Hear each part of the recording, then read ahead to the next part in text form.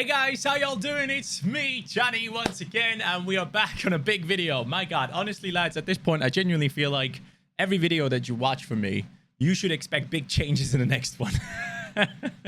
I feel like every time I upload a video and I talk about something, plans, blah blah blah, next video comes up, yep, completely gallery changed. What happened? So yeah, that's the case this time as well. But before we get into that one, let me showcase you guys my lineups for this week. And I gotta say, I am very excited, but I'm also very scared at the same time.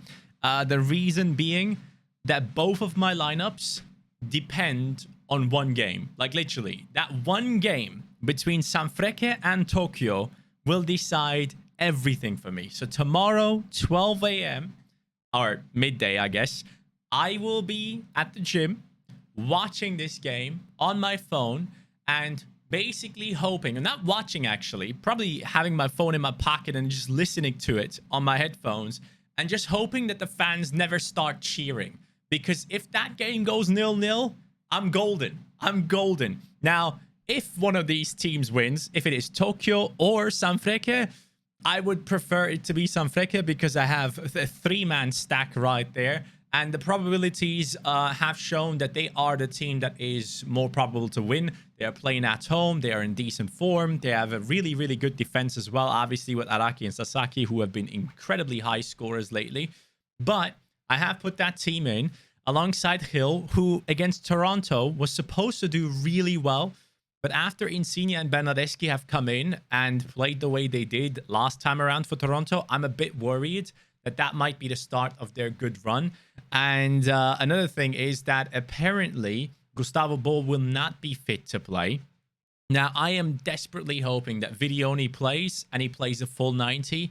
Obviously, it will come down to the chemistry between players like Hiddle and Vitinha, but I'm just hoping, man, that Hiddle, please, please, bro. I only have like, what, 10, 11, 12 game weeks left with you. Can you just win me one big reward? Honestly, just one. I'm not asking for too much. And I promise, if you win me a big reward, Hiddle, I will keep hold of you. I will not sell you during the off season. All right, I will be loyal to you. But if we can take a look here, how many games do we have here? 1, 2, 3, 4, 5, 6, 7, 8, 9, 10, 11, 12, 13. 13 game weeks left. Okay, I can live with that. That sounds just about fine to me. So hopefully we'll be getting good use out of him, because especially these games coming up right now, like the Toronto game specifically was supposed to be a really good one for him. DC United is supposed to be a really good one for him. Orlando, there are a couple of matches there. Last time against Orlando, he got an 82-point game. Whereas the last game against, let's find the other ones here. Let's find, come on, Toronto, DC United, 2 assists, 93 points. Oh, they lost, but I don't care. I only need his points. And then the Toronto is nowhere to be seen here, or am I blind?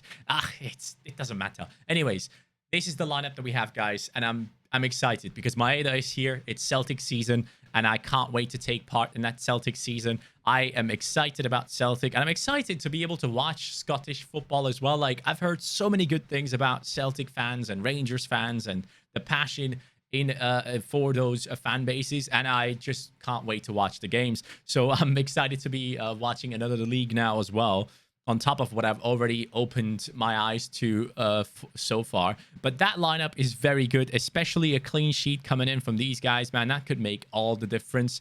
At that point, I would only need one decisive from one of these two lads to really get good scores, because I don't think these guys get a clean sheet without at least 60 points on every single one of them. And then Osako possibly like a 75. These guys with maybe 70s as well. And then one of these guys with the decisive. But I want it all. All right, I want it all. We have star rares being paid out for a lot of people in this division this week. Let me go in there. So all-star, how many star rares do we have again? The prize pool has widened again. Game week 296, I believe it's going to be 725 of rare rewards. This week it's 420. Obviously, all the big European leagues coming back. I can't wait for it. But we are set up here in a week where we have up to 7 star rares. But yeah, that could be incredible because the lineup that we have is fully capable of getting a podium finish if everything comes together, of course, if everyone plays to the level that we know from them. But we'll see what happens there. For All-Star Rare Pro, we are looking at Slovik Morishige, Acosta Brenner, the stack of these two up against Inter Miami. Yes, it is away from home, but they have good odds to do well. Acosta is a little bit of a worry, but I still put him in as my captain. I've seen news that he is apparently fully back in training and able to be playing, and that is huge, of course. Cincinnati needs him, and he is possibly their best player in there alongside Brandon Vasquez and such. But yeah, Jesus Ferreira up against LA Galaxy. He has an amazing opponent scored there. I really hope that he will do well. LA Galaxy has now become a secondary thought for a lot of people when it comes to thinking about LA, because LAFC is insane right now. LA Galaxy don't think can keep up with the signings that they have made and such, and just don't look to be as dangerous. But last time around, Dallas won 3-1 away from home, and our boy got 89 points. Jesus Ferreira, if you could do that again, thank you very much. That'd be great. So again, I want a clean sheet in the game between Tokyo and Sanfrecce, and then we can have both lineups in the rewards. Nice. But moving on, guys. So, as you might know, I have let go of Hiddle, or actually, you can't know, but I can show you, I guess. So I have let go of Niklas Hiddle because his price was getting ridiculous. Now, yeah, Rapid Wien have done well in their European matchup. They have actually gone through into the next round. I basically sold my Niklas Hiddle in a trade for around 3,800 euros in terms of fiat value. And on top of it, I put a little bit of ETH to be able to get the player that I wanted. Now, you might be thinking to yourself, why are you selling Niklas Hiddle? Are you nuts? Now, let me tell you guys. I like Niklas Hiddle as a goalkeeper. I think he's going to be class this season. I think he's going to be one of the better ones. I think he also kind of benefits from the new scoring matrix as well, which is nice to see. His highs seem to be higher, so I enjoy that. But at the same time, Rapid Wien only finished like 5th in Austria last season, and they will have a bunch of tough matchups. There are only 10 teams there, so they basically have the entire lower half of the table, where against 10th, 9th, 8th, they might be very strong. Against the ones in between them and those positions, it might be a toss of a coin, basically. And then the teams above them seem to be pretty decent. So it could be a little bit of a tough season for Hiddle, constantly playing against teams that are in and around his level. And I just thought, you know what, man? Despite the whole thing, I wanted to keep a hold of Hiddle. I wanted to use him. But then his price just kept going up, bro. Like, look at this. I bought him for around 1.7k. And now I've utilized him in a trade where he was worth around 3.8k. Now, who did I get? Well. Let me show you who I got. An old friend. I got myself Osako. Now, you might be thinking, what? You already had Osako's rare. What are you doing? Well, my friends, I have gone ahead and got myself a Osako super rare. Yes, that is what I've done. As you guys can see, Osako has under 23 until July 2024. So we have 2 more seasons of him, obviously with this one included, and then the next one. I just needed him, guys. I just needed Osako, and I think his team is just defensively so solid and has so many great defenders in there, high scoring defenders like Sasaki and Araki and all those guys.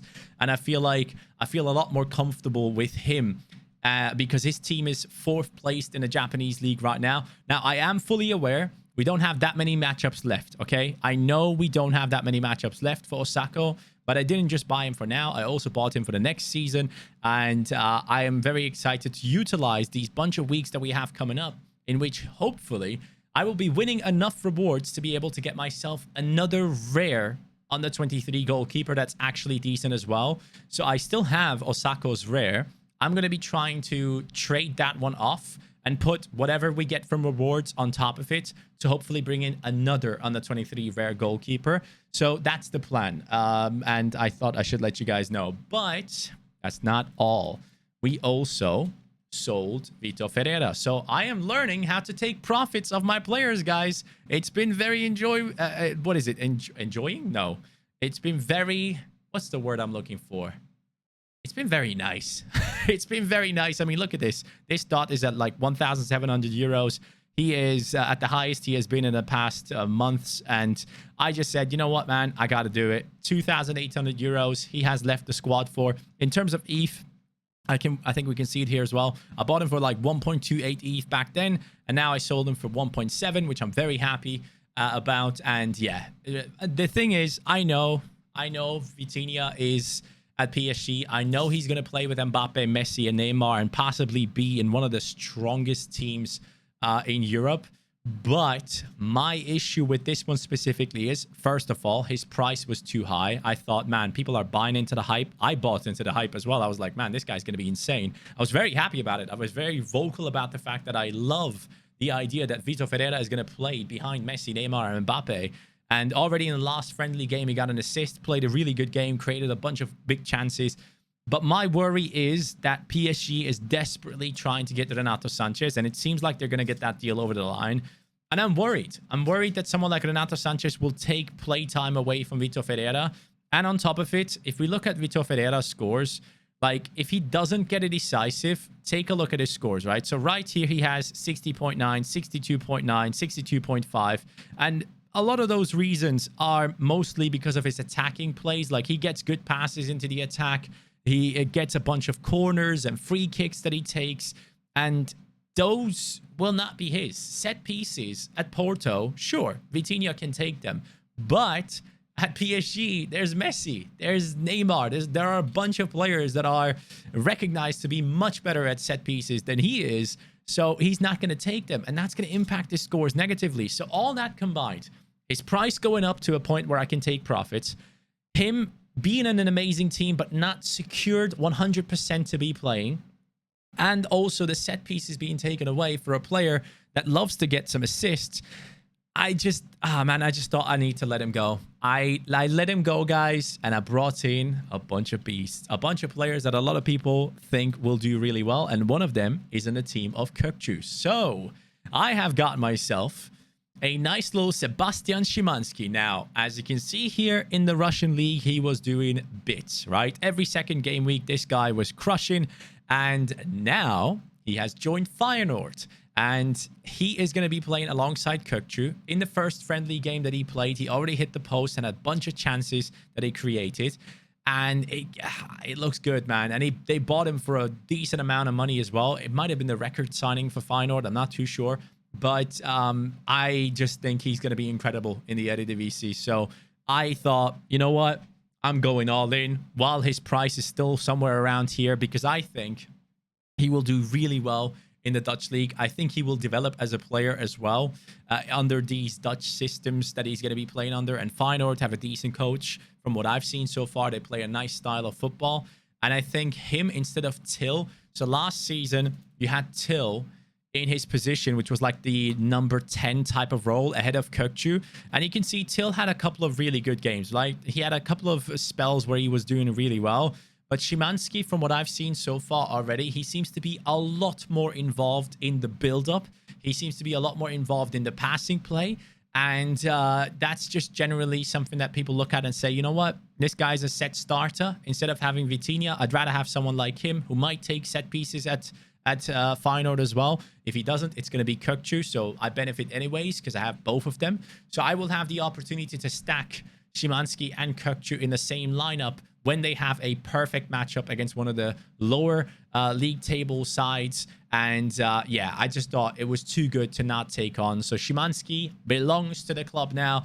And that's not the only one. I have replaced Vitinha with two players, Szymanski and Yari Verschaeren. Now, this one is quite interesting because if you look at the scores historically from Verschaeren, yes, you do have a couple of high-scoring games, but you have a bunch of these low-scoring ones. And those low-scoring ones came in when he played right midfield. So right midfield, left midfield, right midfield, left midfield.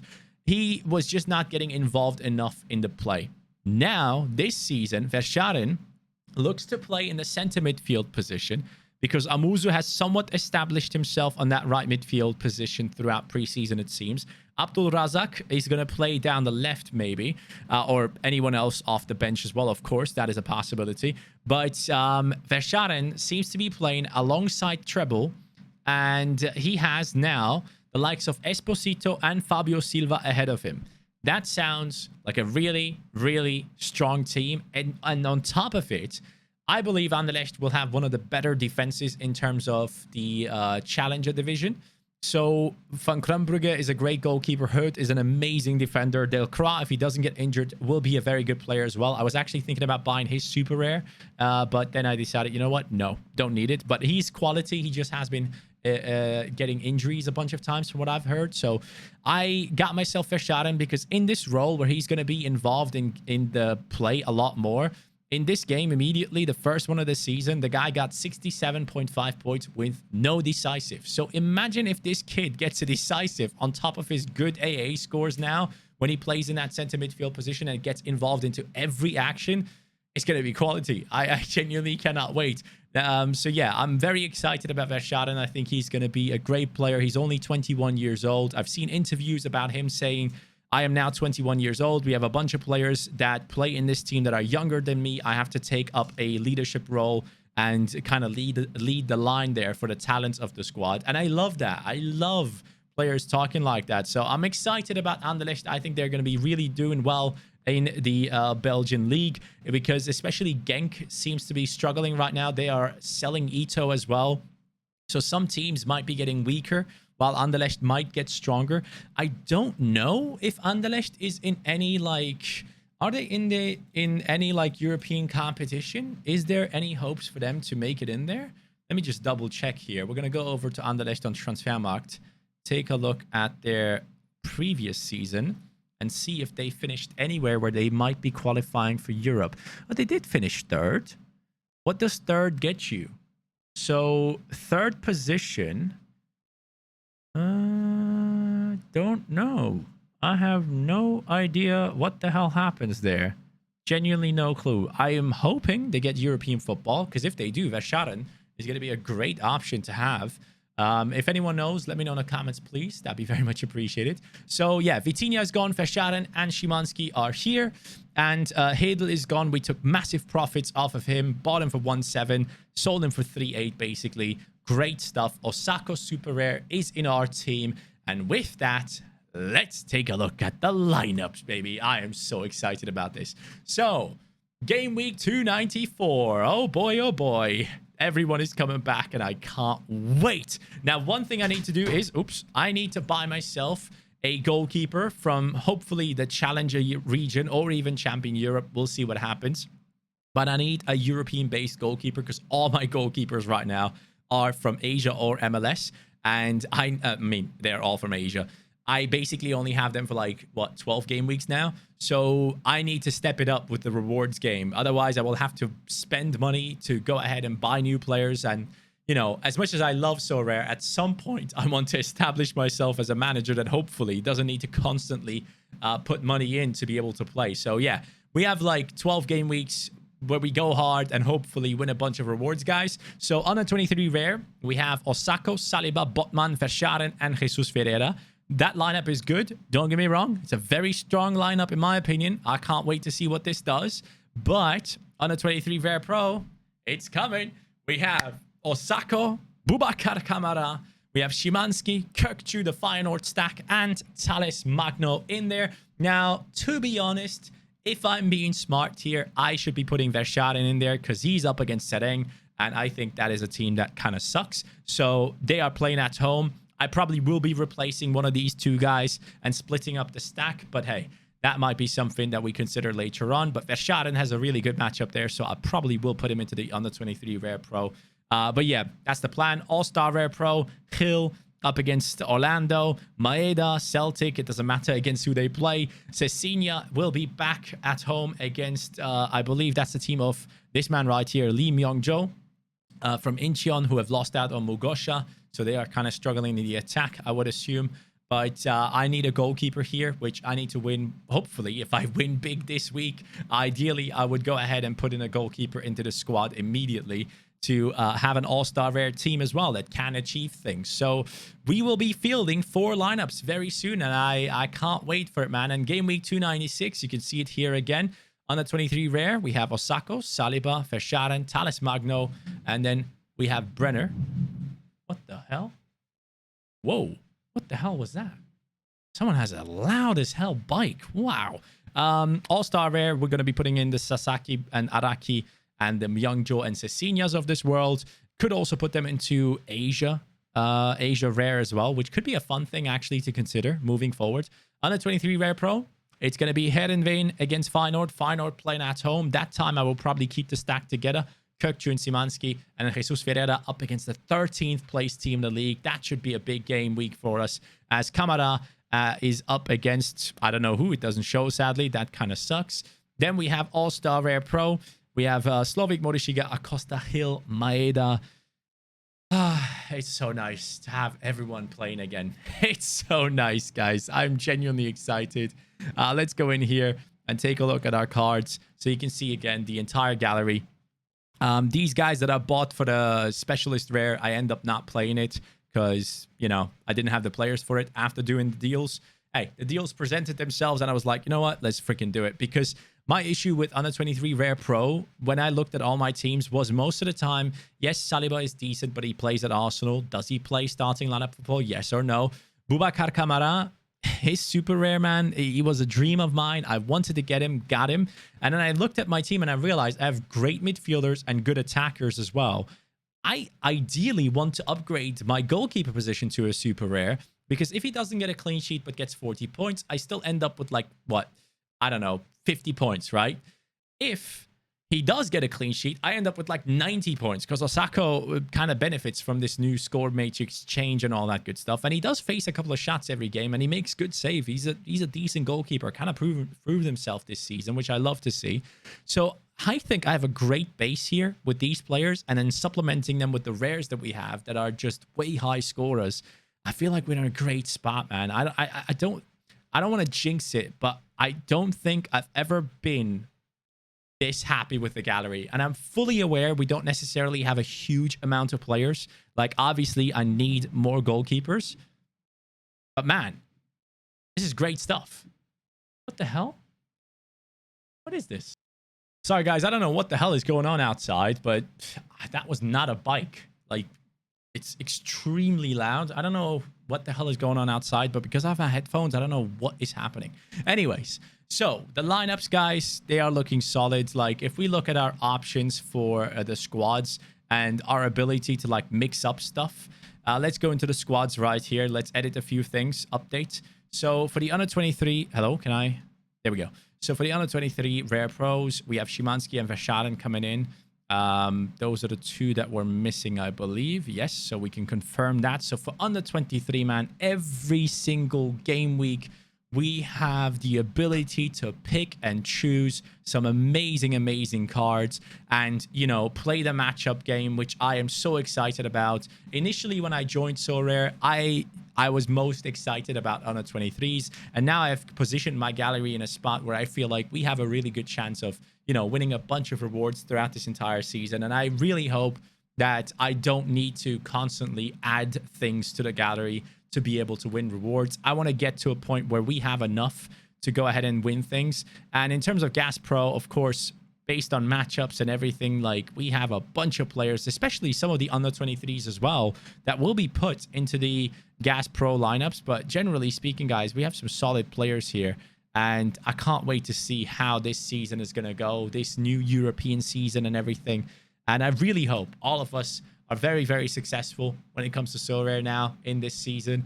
And this platform keeps on growing. We get the Premier League. We get, like, maybe the Ligue 1, the Portuguese League, all these ones licensed. I think it would be great. But I'm very excited about the Serie A coming in. There's one player I'm specifically excited about.